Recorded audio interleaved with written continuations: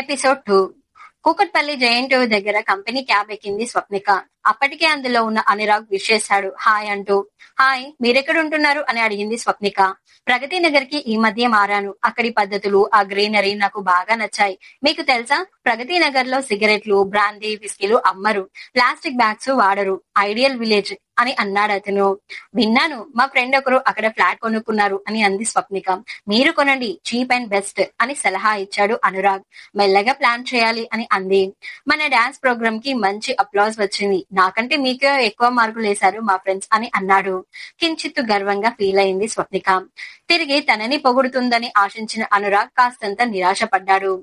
అలాగే మీ బ్లాగ్ లో లేడీస్ గురించి చాలా బాగా రాశారు. మీ భావాలతో మనస్ఫూర్తిగా ఏకీభవిస్తున్నాను. మీరన్నట్లు ఆడవాళ్ళ మైండ్ సెట్ మారాలి. మగవారితో సమానంగా అన్ని విభాగాల్లోనూ విజయం సాధిస్తున్నారు. అటువంటప్పుడు తమని తాము తక్కువగా భావించుకోవడం, అర్థం లేని నీతుల్ని, సాంప్రదాయాల్ని పట్టుకు వేలాడడం అనవసరం. అసలు పూర్వకాలపు స్త్రీకి ఆధునిక మహిళకి పోలికే లేదు. వారి దృష్టి, దృక్పథం ఆ మేరకు మార్పు చెందాల్సిందే అని అన్నాడు అనురాగ్. తన అభిప్రాయాలని ఒక మగాడు మెచ్చుకునేసరికి పొంగిపోయింది స్వప్నిక. తన భావాలు సరైనవన్న నమ్మకం పెరిగింది. తను సవ్యమైన దారిలో నడుస్తుందన్న విశ్వాసము బలపడింది. మగాళ్ళు మారాలి, మగవారి దృక్పథం మారాలి, బుద్ధి మారాలి అంటారు గాని నిజానికి మారాల్సింది ఆడవారే. నూతుల్లోని కప్పల్లా ఆలోచించడం మానుకోవాలి. అన్ని విధాల మగాడితో సమానమైన భావనని పెంచుకోవాలి, విశ్వసించాలి, ఆచరణలు పెట్టాలి. ఐ సపోర్ట్ యూ అని అన్నాడు. హైటెక్ సిటీలోని టెక్ పీపుల్ కంపెనీ ముందు క్యాబ్ ఆగింది. ఇద్దరు చిరునవ్వులతో వీడ్కోలు చెప్పుకుని ఐడి కార్డ్ స్వైప్ చేసి లోపలికి ప్రవేశించారు. ట్రయల్ ప్రాజెక్టుని రన్ చేస్తుంటే టీం లీడ్ గా బాధ్యతని అప్పగిస్తున్నట్టు హెచ్ఆర్ నుంచి ఉత్తర్వులు అందింది స్వప్నికకు. చేయగలనా అని సందిగ్ధ పడింది. ఒక్క క్షణమే ఆ వెంటనే ఐ కెన్ డూ అనుకుంది. నువ్వు గూడ్స్ డెలివరీ చేస్తావన్న నమ్మకం ఉంది. అందుకే కొత్త ప్రాజెక్ట్ లోని ఓ పార్ట్ నీకు అప్పగిస్తున్నాం. 5 months టైం ఉంది, కానీ నేను నీకు 4 months ఇస్తున్నాను. You have to prove your self అని అన్నాడు. భరోసా ఇస్తున్నట్టు చూసింది స్వప్నిక. ఇందులో టెక్నికల్ డీటెయిల్స్ అన్ని ఉన్నాయి. నీ టీమ్ లోకి ఎవరెవరిని తీసుకుంటావో హెచ్ఆర్ కి చెప్పు. He will issue necessary orders అని అన్నాడు.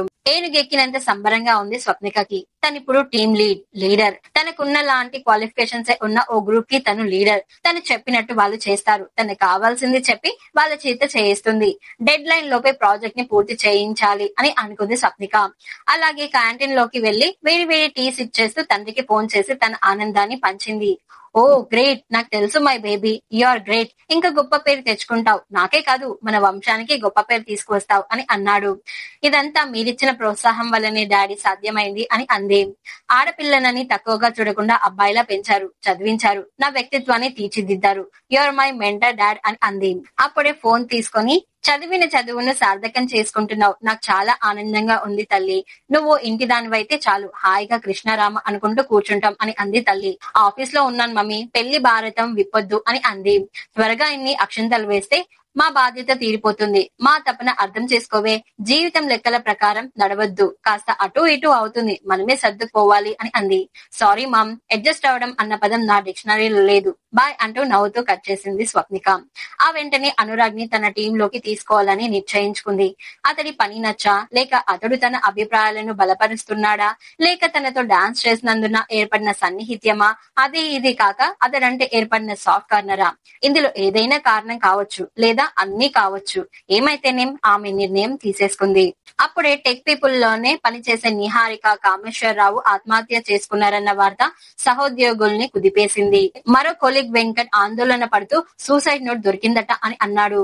డౌరీ హెరాస్మెంటా అని స్వప్నిక ప్రశ్నించింది. నోనో, లైఫ్ బోరుగా నిస్సారంగా ఉందిట. బతుకంటే విసుగు, రోత కలిగాయట. ఇల్లు, ఆఫీస్, కంప్యూటర్లు, ప్రాజెక్టులు, డెడ్ లైన్లు, పరుగులు, తినడం, పడుకోవడం, మళ్ళీ పరుగులు పెట్టడం, ఈ రొటీన్ తో విసిగిపోయారట. సూసైడ్ చేసుకుంటే వాటి నుంచి విముక్తి లభిస్తుందని అన్నాడు. ఉలిక్కి పడ్డారంతా. ముఖాలు చూసుకున్నారు. గుండెల్లో సన్నని బాధ, మరేదో కలవరపాటు కలిగించింది అందరికీ. సంతానం ఉంటే ఇలాంటి సమస్య రాదు అని అంది గాయత్రి. ఉమ్మడి కుటుంబాలు చిక్కిపోవడం వల్ల వచ్చిన అనార్థాలు ఇవి అని ఒకరంటే, హాబీలుంటే నిర్లిప్తత చోటు చేసుకోదు, లైఫ్ ఉత్సాహంగా ఉంటుందని మరొకరన్నారు. అసలు వివాహ వ్యవస్థలోనే ఏదో లోపం ఉందనిపిస్తుంది. ఇవాళ రేపు భార్యాభర్తల సంబంధం బానిస యజమాని రిలేషన్ లా ఉంటుంది. సాలోచనలుగా అన్న స్వప్ని వంక చిత్రంగా చూశారంతా. మరీ వక్రంగా ఆలోచించకు స్వప్ని. ఒకటి రెండు చెదురు మదురు సంఘటనల్ని బట్టి మొత్తం మ్యారేజ్ సిస్టమ్ నే తప్పుపట్టడం సరికాదు. లోపాలుండకపోవు, సమస్యలు ఉండకపోవు, వాటిని సంయమనంతో చక్కదిద్దుకోవాలి అని అంది గాయత్రి. గాయత్రి మాటలకి అసహనంగా చూసింది స్వప్ని. స్వప్ని, గాయత్రి మరికొందరు కొలీగ్స్ వివిధ వాహనాల మీద నిజాంపేట రోడ్ లోని నిహారిక ఇంటికి వెళ్లారు. అప్పటికి చాలా మంది జనం అక్కడ పోగయ్యారు. పోలీస్ వారు, ప్రెస్ వారు కూడా హడావిడి చేస్తూ ఉన్నారు. విగత జీవుల్ని చూశాక స్వప్ని మెదడులో సంఘర్షణ, వివాహ వ్యవస్థ మీద పెళ్లు బీకిన క్రోధం, ఇలాంటి వాటికి అతీతంగా ఏదో చేసేయాలన్న తపన ఉంది. కన్నీరు మున్నీరుగా విలపిస్తూ నిహారిక తల్లిదండ్రులు వచ్చారు. నా బిడ్డ పిరికిది కాదు, దాని చావుకి అత్తమామలే కారణం. ఇంకా కట్నం తెమ్మని నా బిడ్డని వేధించారు. ఆ బాధపడలేక, మాకు చెప్పలేక ఈ అఘాయిత్యానికి పాల్పడింది నా బిడ్డ అని ఒకటే ఏడుస్తోంది తల్లి. నిహారిక తల్లి మాటలకు ఉలిక్కి పడ్డారంతా. కొత్త కోణం కనిపించడంతో ఆమెను పక్కకి తీసుకెళ్లి ప్రశ్నిస్తూ ఉన్నారు పోలీసులు. నిస్సందేహంగా ఇది కట్నం కోసం చేసిన హత్య అని అనుకుంది స్వప్ని. మరో క్షణం కూడా అక్కడ ఉండలేకపోయింది. మూడ్ ఖరాబ్ అయిపోయింది. హాస్టల్ కి వెళ్ళిపోతాను, కంపెనీకి ఫోన్ చేసి చెప్తానులే అని గాయత్రికి చెప్పి బయటికి నడిచింది స్వప్ని. ఆటో ఎక్కబోతుందే ఫోన్ మోగింది. స్వప్నిక ఎక్కడున్నావు అని అంటూ. అది బావ పరంకుశం గొంతు అని విని తొట్రుపడింది. ఇక్కడే నిజాంపేట్ రోడ్ లో ఉన్నాను అని చెప్పింది. ఆఫీస్ ఎగ్గొట్టి ఎక్కడెక్కడో చక్కర్లు కొడుతున్నావన్నమాట. ఎవరు దగ్గర లేరు కదా అని నీ ఇష్టం వచ్చినట్టు తిరుగుతున్నావన్నమాట. ఆడది తిరిగి చెడింది, మగాడు తిరక్క చెడ్డాడు అని ఊరికే అనలేదు అని అన్నాడు ఆయన. ఆమె మనస్సు చేదుగా అయిపోయింది. ఆయన ఎప్పుడు అంతే. చేస్తుంది బడి పంతులు ఉద్యోగం అయినా సరే అథారిటీ చేస్తూ మాట్లాడతారు. ఆడవాళ్ళనైతే మరీ తీసికట్టుగా చూస్తాడు అని అనుకుంది.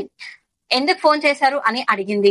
నేనేమి పని లేని వాడిని కాదులే, ఫెడరేషన్ పని మీద హైదరాబాద్ వచ్చాను. నువ్వెలాగున్నావో చూసిరమ్మని మీ నాన్న గోల పెడితే చూడ్డానికి వచ్చాను అని అన్నాడు.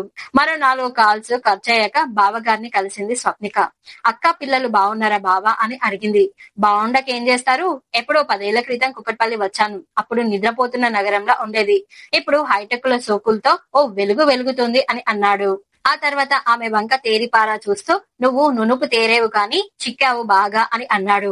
జీతం నగలకి చీరలకి తగిలేస్తున్నావా, ఏమైనా దాస్తున్నావా? మీ నాన్నేమి పెద్ద కట్నాలు ఇవ్వలేడు, నువ్వే కూడబెట్టుకోవాలి అని అన్నాడు పరంకుశం. కట్నం అడిగేవాడు నాకు అక్కర్లేదు అనబోయి ఆ మాటలు మింగేసి హోటల్లో కూర్చొని మాట్లాడుకుందాం రండి అని అంది. మీకేం కావాలో ఆర్డర్ ఇవ్వండి, మెనూ కార్డ్ అందిస్తూ చెప్పింది. ఇవన్నీ మనుషులు తినడానికేనా? అలా అనిపించట్లేదు. ఎందుకు వచ్చిన తిప్పలు గాని భోజనం తెమ్మను అని అన్నాడు. సౌత్ ఇండియనా, నార్త్ ఇండియనా అని ఉడికించడానికి అడిగింది స్వప్ని. నార్త్ తిండ్లు కూడా తింటున్నావన్నమాట. చేతిలో రూపాయలుంటే ఆడది ఎగిరెగిరి పడుద్ది, ఎక్కడెక్కడో ఎగిరిపోద్ది. నేలని వదిలిన మొక్క బతకదు, ఏంటనుకున్నావు అని అన్నాడు కోపంగా. ఆమె మొహం ఎర్రగా కందింది. ముక్కు పుట్టాలు ఎగరేస్తుంటే కోపం కంట్రోల్ చేసుకుంటూ అంది. మీ మాటలకు అర్థం పర్థం ఏమైనా ఉందా? స్కూల్లోనూ ఇలాగే పాఠాలు చెబుతున్నారా అని అంది. ఎవరికి ఎలాగా పాఠాలు చెప్పాలో నాకు తెలుసులే. నీ సంగతి ఏంటి? పెళ్లి చేసుకోమంటే మంత్రాలు చదువుతున్నావంట. నువ్వేదో ఆకాశం నుంచి ఊడిపడ్డావు అనుకుంటున్నావా? నువ్వేం చదివినా, ఎంత సంపాదిస్తున్నా మొదట ఆడదానివి. ఆ సంగతి గుర్తుపెట్టుకో. నీకోసం రాకుమారులు రెక్కల గుర్రాలెక్కి రారు. మేం చూసినోడి చేత 3 ముళ్ళు వేయించుకో, నువ్వు సుఖపడతావు, ముసలాళ్ళు సంతోషిస్తారు అని అన్నాడు. ఒళ్ళంతా ఎర్రచీమలు పాకుతున్నట్లుగా ఉందామెకి. అతడంటే ఉన్న అసహ్యం రెట్టింపైంది. పురుగులా చూసింది. నేను చెప్పేది ఒళ్ళు దగ్గర పెట్టుకుని విను. ఆడది పెళ్ళయ్యేదాకా తండ్రి చెప్పినట్టు వినాలి. పెళ్ళయ్యాక మొగుడు చెప్పినట్టు నడుచుకోవాలి. నడుం వంగాక పిల్లలు కోరినట్లు ఉండాలి. అప్పుడే ఆడబతుకు సుఖంగా తెల్లారుతుంది అని అన్నాడు. స్త్రీకి నోరు, కళ్ళు, చెవులు, మొదడు ఏమీ ఉండకూడదు. ఉన్నా ఉపయోగించకూడదు. చదువుకున్న వాడివి, టీచర్ ఉద్యోగం చేస్తున్న వాడివి, నువ్వు చెప్పాల్సిన మాటలేనా ఇవి అని అంది స్వప్నిక. నిటారుగా అయ్యి సూటిగా చూశాడు పరంకుశం. పొరపాటున ఏకవచనం ప్రయోగించిన సంగతి గుర్తొచ్చి పెదవి కొరుక్కుంది స్వప్ని. గుడ్డొచ్చి పిల్లని వెక్కిరించడం అంటే ఇదే. మనిషి చూపెప్పుడు కిందకే ఉండాలి, పైకి కాదు అని అన్నాడు. ఆమె మాట్లాడలేదు. లోన ఉడికిపోతుంది. అతడి ధోరణి, మాటలు, ప్రవర్తన ఆమెకి అసహ్యం పుట్టిస్తున్నాయి. అతడి మీద పడి రక్కేయాలనిపిస్తుంది. వెళ్ళబోతూ సంచిలోంచి స్టీల్ డబ్బా తీసిచ్చాడు. సున్నుండలు నీకిష్టమని మీ అక్క నిన్ననే వెన్న కాచి చేసిచ్చింది అని అన్నాడు. మౌనంగా ఆ డబ్బాని అందుకుంది. శ్రావణ మాసంలోపు వీలైన సంబంధం చూస్తాం. నకరాలు చేయకుండా తలంచుకొని తాళి కట్టించుకో, మా బాధ్యత తీరిపోద్ది. ఆ తర్వాత నీ మొగుడుతో కలిసి ఎన్ని వేషాలేస్తావో, ఎన్ని ఎగుర్లు ఎగురుతావో నీ ఇష్టం. అందాక ఒళ్ళు దగ్గర పెట్టుకొని జాగ్రత్తగా ఉండు అని అన్నాడు. స్టీల్ డబ్బాని అతడి మీదకి విసిరేయాలన్నంత ఆవేశం వచ్చింది స్వప్నికకి. అక్క అమాయపు ముఖం గుర్తురాగా నిగ్రహించుకుంది. ఈయంతో ఎలా వేగుతున్నావే అక్క, నేనైతే నిద్రపోతున్నప్పుడు మొండి కత్తితో పొడిచి చంపేసేదాన్ని అని కసిగా అనుకుంది స్వప్నిక.